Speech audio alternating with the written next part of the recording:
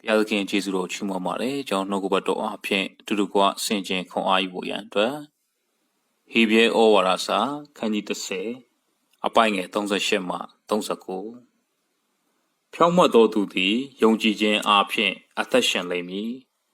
သို့တော်လည်းရွေ့လျော့လျင်ငါစိတ်ဝိညာဉ်သည်ထိုသူကိုအာရနှစ်သက်ခြင်းမရှိဟုဘုရားသခင်အမိန့်တော်ရှိ၏ငါတို့မူကားပျက်စီးခြင်းသို့ရောက်အံ့သောငါရွေ့လျော့သောသူမဟုတ်စိတ်ဝိညာဉ်သည်ကယ်တင်ခြင်းသို့ရောက်အံ့သောငါယုံကြည်သောသူဖြစ်ကြ၏ကျွန်တော်ဒီနှုတ်ကပတ်တော်ကိုကြည့်တဲ့အခါမှာဘုရားသခင်ကိုယုံကြည်တဲ့ကျွန်တော်တို့ကဖြောင့်မတ်တော်သူတွေဖြစ်ပါတယ်အပြစ်ကနေခွင့်လွှတ်ခြင်းခံရပြီးတော့ဘုရားသခင်ရှေ့မှာအပြစ်ကင်းသောသူဖြောင့်မတ်တော်သူဖြစ်တယ်သခင်ယေရှုခရစ်တော်ဘုရားကကျွန်တော်တို့အပြစ်တွေလက်ဝါးကတိုင်းမှာအသေးခံပေးတယ်သုံးရမြောက်သောနေ့မှာတည်ခြင်းကိုအောင်မြင်ပြီးတော့ရှင်ပြန်ထမြောက်တယ်။ဒါကြောင့်မို့သခင်ရှုကကျွန်တော်အပြစ်တွေကိုယူသွားပြီးဖယ်ရှားပြီးသွားပြီးတည်ခြင်းကိုအောင်မြင်တဲ့ဖခင်ဖြစ်တယ်ဆိုတော့ကိုယုံကြည်တော်သူမြည်သူမဆိုအပြစ်ကနေလွတ်မြောက်ပြီးတော့အပြစ်ကင်းခြင်းအခွင့်ရပြီးတော့ဖြောင့်မတ်တော်သူဖြစ်တယ်။အဲ့ဒီဖြောင့်မတ်တော်သူကတဲ့ယုံကြည်ခြင်းအပြင်အသက်ရှင်ဖို့ဖြစ်ပါတယ်။ဖြောင့်မတ်တော်သူကယုံကြည်ခြင်းနဲ့နေ့စဉ်အသက်ရှင်ပြီးတော့ဘုရားသခင်ကိုအားကိုးပြီးတော့နေ့စဉ်ရှောက်လန်းဖို့ဖြစ်ပါတယ်သို့တော်လည်းရွေ့လျော့သွားရင်ဘုရားသခင်ကိုယုံကြည်ပြီးတော့အသက်ရှင်ရင်းနဲ့ဘဝအသက်တာထဲမှာလက်လျှော့လိုက်မယ်စိတ်ပြတ်သွားမယ်ရွေ့လျော့သွားမယ်ဆိုရင်ဘုရားသခင်ကအဲ့ဒီလူကိုအာရနှစ်သက်ခြင်းမရှိဘူးလို့မိန့်တော်မူပါတယ်။ဒါကြောင့်မို့ကျွန်တော်တို့ကပျက်စီးခြင်းတို့ရောက်အံ့သောငါရွေ့လျော့သောသူမဖြစ်စေဘဲနဲ့ကယ်တင်ခြင်းတို့ရောက်အံ့သောငါယုံကြည်သောသူဖြစ်ပါစေ။ယုံကြည်သောသူဖြစ်မယ်နေ့ရက်စဉ်တိုင်းမှာယုံကြည်ခြင်းနဲ့ဘုရားသခင်စကားကိုနားထောင်ပြီးတော့သင်ကအဆုံးထိရှောက်လန်းမယ်ဆိုရင်တော့ဘုရားသခင်ပြင်ဆင်ထားတဲ့ကယ်တင်ခြင်းကောင်းကြီးမင်္ဂလာညီသက်ဝမ်းမြောက်ခြင်းတွေကိုခံစားမှာဖြစ်ပါတယ်။ဒါကြောင့်ဘုရားသခင်ကကျွန်တော်ရဲ့ဘဝအသက်တာကိုစိတ်မပြတ်စေခြင်းစိတ်ဓာတ်မကျစေခြင်းမရွေ့လျော့စေခြင်းဘူးဆိုတော့ဒီတမန်ကျမ်းစာအဖြစ်သိရပါတယ်။ဒါကြောင့်မို့ကျွန်တော်ဘဝအသက်တာထဲမှာဘလို့အခက်အခဲတွေကြုံဘလို့စိတ်ပြတ်စရာတွေကြုံဘလို့မှစိတ်ဓာတ်မကျနဲ့လက်မလျှော့လိုက်နဲ့ဘုရားသခင်ထားတဲ့ပန်းတုံးနံကိုရောက်ချင်းကအာမလျှော့ပဲနဲ့ပြေးဖို့ဖြစ်ပါတယ်။အာဗြဟံကိုဘုရားသခင်ကတူဒီသောသားဖြစ်တဲ့အသက်တရာမှရတဲ့သားဖြစ်တဲ့သူအင်မတန်မှချစ်ရတဲ့ဣဇက်ကိုသူပြလက်တဲ့တောင်ပေါ်မှာသွားပြီးတော့ပူဇော်ဖို့ဘုရားသခင်စေခိုင်းတဲ့အခါမှာအာဗြဟံကဘုရားသခင်ကိုယုံကြည်တယ်။ဘုရားသခင်ကဘာကြောင့်ဒီလိုခိုင်းလဲဆိုတော့သူနားမလဲဘူး။သူပဲပေးတယ်သူပဲပြန်ပြီးတော့ဒီဣဇက်ကိုပြန်ပူဇော်ခိုင်းတယ်။အဲ့ဒီဘုရားသခင်ပြတဲ့နေရာကိုသွားတဲ့အခါမှာတဲ့3ရက်ခရီးသွားရတယ်။3ရက်ခရီးသွားတဲ့အချိန်မှာအာဗြဟံစိတ်ထဲမှာတော်တော်လေးကိုရင်လေးနေမှာဖြစ်ပါတယ်။သူ့ရဲ့သားကိုသူကိုယ်တိုင်ပြန်တက်ပြီးတော့ပူဇော်ရမယ်။ဘုရားသခင်ဘာကြောင့်ခိုင်းလဲဆိုတာလဲသူမသိပါဘူး။ဘုရားသခင်ဘာလုပ်တာလဲဆိုတာလဲသူနားမလဲပါဘူး။တို့ရတွင်သူကဘုရားသခင်စကားကိုနားထောင်ပြီးတော့ဘုရားသခင်အကောင်းဆုံးပြင်ဆင်မှာဖြစ်တယ်။နားမလဲတော့ညလဲသူကနားထောင်ခြင်းကိုရွေးချယ်ပြီးတော့ဘုရားကိုယုံကြည်ခြင်းနဲ့သူဘုရားသခင်ပြတဲ့တောင်းကိုသူသွားခဲ့တယ်။အဆုံးထိကိုသူသွားတယ်ဆိုတဲ့အကြောင်းကိုတမန်ကျမ်းစာမှာတွေ့ရပါတယ်။ဘုရားသခင်ပြတဲ့တောင်ကြီးရောက်တဲ့အခါမှာငယ်သား2ယောက်ကိုထားခဲ့တယ်။ဟိုးတောင်ပေါ်တက်သွားတယ်။အံ့ဩစရာကောင်းတဲ့ຢာကဘုရားသခင်တောင်ပေါ်မှာသိုးတစ်ကောင်ကိုပြင်ဆင်ထားတယ်။အဲ့ဒါကသူ့ရဲ့သားကိုစားဖြစ်ပါတယ်။သူ့သားကိုသူတတ်မယ်လို့လုပ်တဲ့အခါမှာဘုရားသခင်ကလူလင်ကိုမထိခိုက်နဲ့အာဗြဟံမင်းကတောင်းတဲ့ຢာကိုမငြင်းဘူး။ဒါကြောင့်မင်းကအစင်ကောင်းကြီးပေးမယ်။အနောက်မှာခြုံပုံးမှာသိုးကလေးတစ်ကောင်ရှိတယ်။အဲ့ဒီသိုးကိုဣဇက်ကိုစားပူဇော်လိုက်ပါလို့ဘုရားသခင်ကစေခိုင်းခဲ့ပါတယ်ဒီဖြစ်ပျက်ကိုကြည့်ခြင်းအပြင်ဘုရားသခင်ကဣဇက်ကိုပူဇော်ဖို့တောင်းဆိုတဲ့အခါမှာဟိုးတောင်ပေါ်မှာသိုးကိုပြင်ဆင်ပြီးသားဖြစ်တယ်ဘုရားကတောင်ပေါ်မှာပြင်ဆင်ပြီးသားပါဒါပေမဲ့အာဗြဟံအဆုံးထိသွားမှအဲ့ဒီဘုရားပြင်ဆင်ထားတဲ့သိုးကိုတွေ့ရမှာဖြစ်ပါတယ်ဒါကြောင့်ကျွန်တော်တို့ဘဝတက်တာထဲမှာလည်းဘုရားသခင်စေခိုင်းတဲ့အတိုင်းအဆုံးထိလှုပ်ဆောင်တော့မှဘုရားသခင်ပြင်ဆင်ထားတဲ့ကောင်းကြီးမင်္ဂလာကိုမြင်တွေ့ခံစားရမှာဖြစ်ပါတယ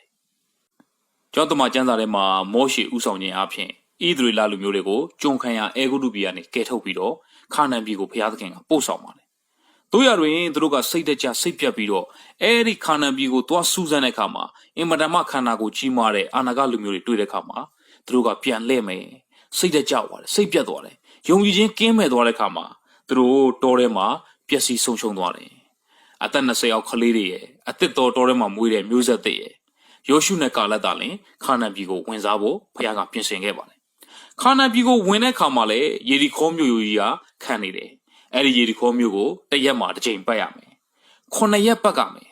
ခုနှစ်ရက်မြောက်တဲ့နေ့နောက်ဆုံးနေ့မှာတော့ခုနှစ်ပတ်ပတ်ရမယ်လို့ဘုရားသခင်ကစိတ်ခိုင်းပါတယ်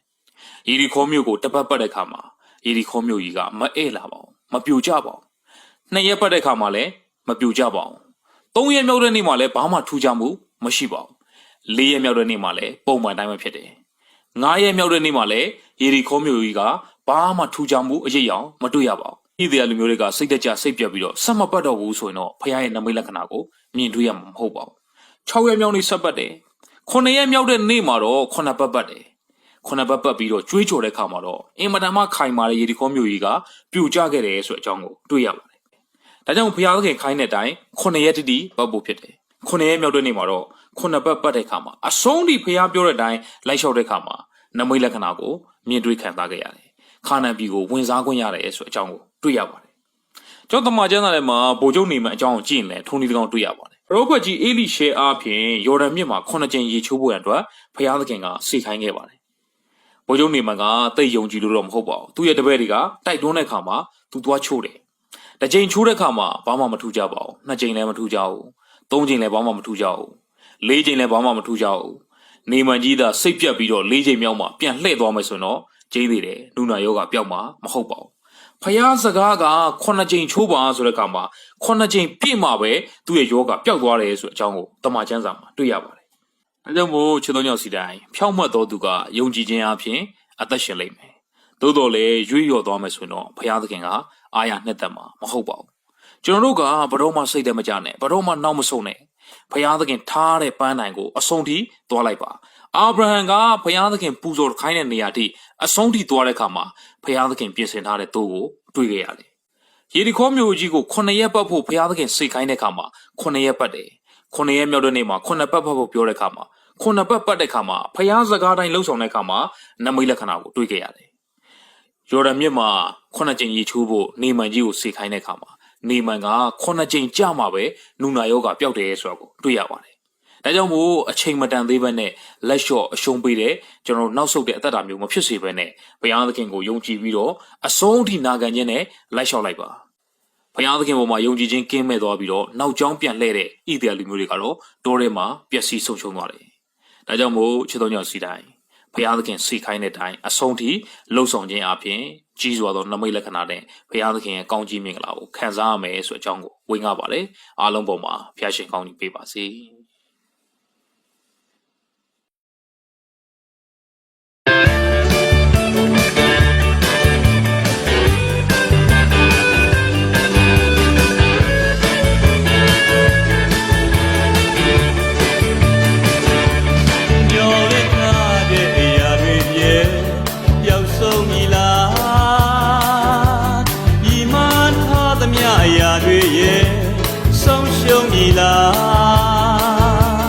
လူရဲ့စိတ်ဆန္ဒတွေကို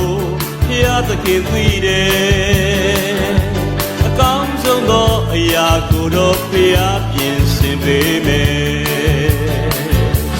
စိတ်မပြတ်နဲ့မိတ်ဆွေရဲ့စိတ်မပြတ်နဲ့လေခိုင်ရဲတဲ့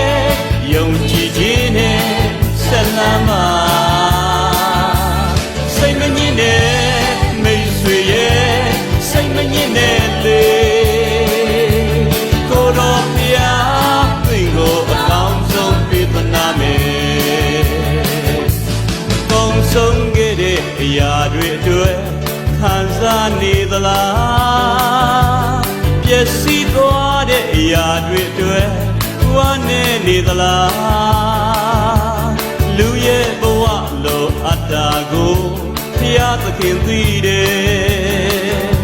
အကောင်းဆုံးသောအရာကိုတော့ဘုရားပြန်လဲပေးမယ်စိတ်မပြတ်နဲ့မိတ်ဆွေရဲ့စိတ်မပြတ်နဲ့လေခိုင်မြဲတဲ့ယုံကြည်ခြင်းနဲ့ဆက်လမ်းပါစိတ်မငြင်းနဲ့မိတ်ဆွေရဲ့စိတ်မငြင်းနဲ့လေကိုတော်ဘုရားသင်ကိုအကောင်းဆုံးပေးသနာမယ်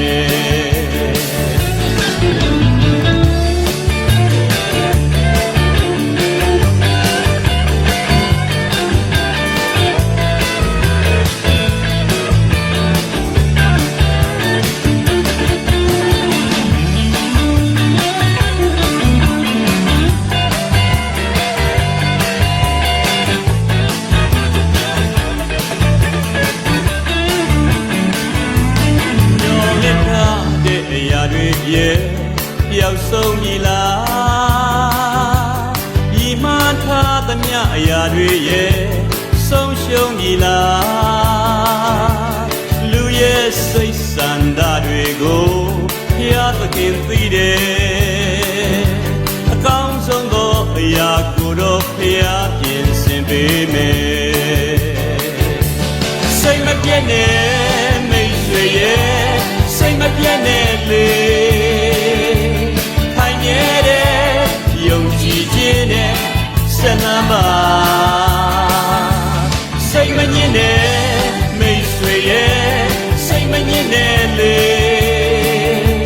ကိုတော်ဘုရားသင်ကိုအကောင်းဆုံးပေးသနာမယ်စိတ်မပြည့်နဲ့မိတ်ဆွေရဲ့စိတ်မပြည့်နဲ့လေခိုင်မြဲတဲ့ယုံကြည်ခြင်းနဲ့ဆက်လမ်းပါစိတ်မငြင်းနဲ့မိတ်ဆွေရဲ့